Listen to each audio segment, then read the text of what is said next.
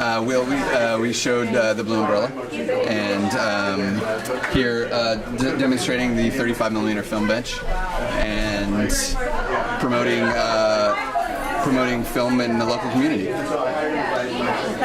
Well, I don't have any specific advice other than like I think what's great about for filmmakers today is that the barriers to entry are so much more reduced than they used to be. I mean, you don't have to buy film.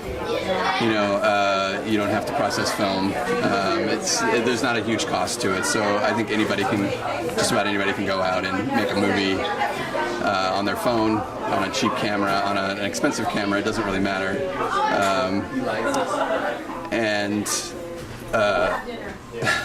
I don't know how to finish that thought. I don't know. I think there's a wealth of opportunity out there, and you can do it on your own. It's a collaborative medium, but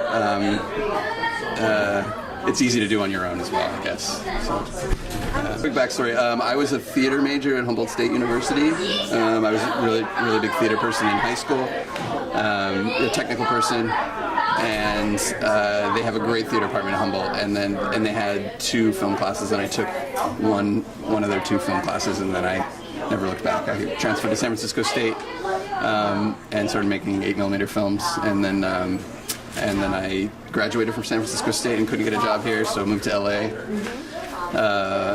and started working in television and then in features, and eventually had some friends who came up to Pixar and then got a call to come on up, and then I've been here ever since.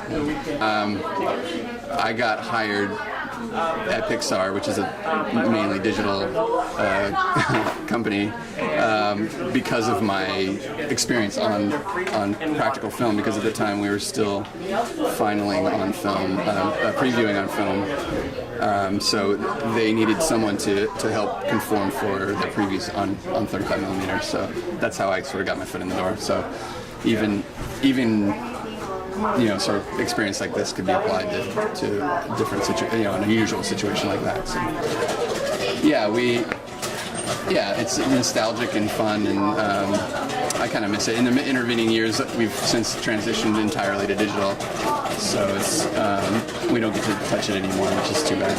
And our next release at Pixar will be exclusively digital, so we won't be distributing. We'll make a negative. I think they're going to probably archive that, but for distribution's sake, I think we're purely digital. So we're seeing, I think, the last vestiges of film happening now. A lot of people shunned the digital era for a long time, and now we're sort of catching up. David Fincher, I think, was one of the first filmmakers to adopt